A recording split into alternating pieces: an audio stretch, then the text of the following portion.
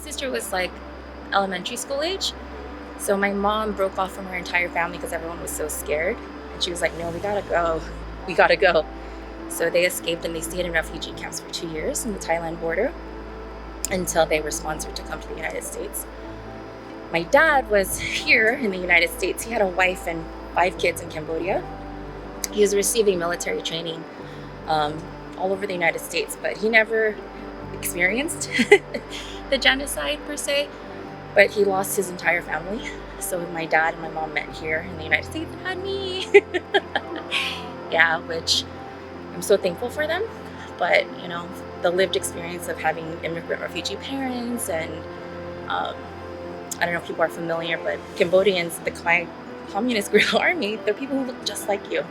They make child soldiers, and so they're killing. You don't know who to trust. So it's hard because there was a lot of, they were targeting people who were like intellectuals, educators, artists. If you've ever, I went to the Genocide Museum in Cambodia, and like they have like a sign that says, if you even think about, or if I electrocute you, you won't even cry. And it's like the humanism is completely gone. They turned a school, a high school, into like a torture site. So it's really heavy. It's like a lot of heaviness. But then like when I think, oh, I was able to be a teacher here in the United States, like I would be the people they'd be targeting. But because I live in the United States or in this time period, that's not my reality.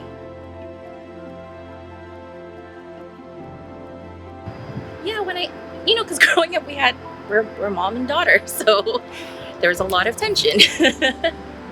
But when I learned, she would always kind of get really mad at me, or because I was stubborn. And then when I learned about her, and I'm like, I am you. I'm stubborn and brave and do things I might not should not do, or break away from the family, but that was you.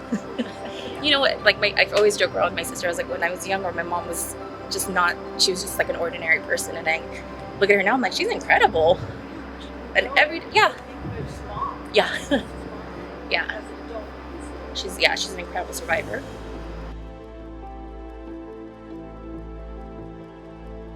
So 2017 was a really difficult year. My mom was sick for 5 years. You're really... We can talk about something. No, it's fine. I mean, it's raw and authentic, right? So, long story short, she passed away that year.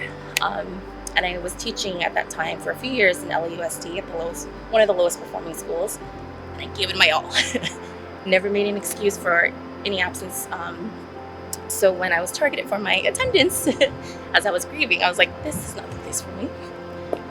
And I was talking to Erica about this. We both have our teaching credentials, and we finished at a time that there was a hiring freeze. So it was like, you're ready to teach, but there's no place that's hiring. So I fell into human resources as a job that I couldn't get to hold me over until teaching. Yeah, and that experience, I worked at Toyota headquarters in Torrance. It was a great experience, but when LAUSD was no longer a place of employment I wanted to be at, I was like, where can I go and what do I do? And do I feel this way because of the anger and the sadness and the grief that I'm feeling right now, or is this like a forever thing? And so I'm here, and it's actually the first and only place that I was like, I can be here forever. Yeah. It's a healthy work environment. I'm contributing to Soka Education, which I used to use Soka Education in the classroom on the front lines. So it's very different being in HR. And the irony is I never thought I would be happy like at a desk. I never thought that I would, all my experiences of moving around all over the United States, or going to different schools, being in public and private education, even having the horrible experiences of being an employee and not feeling cared for by my employer, like to work in human resources, I get to create that environment or contribute to it, right?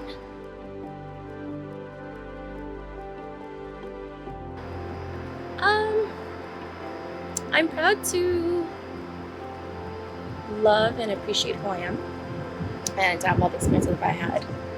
I turn 40 soon. 10 years cancer-free. Yeah, so that's exciting.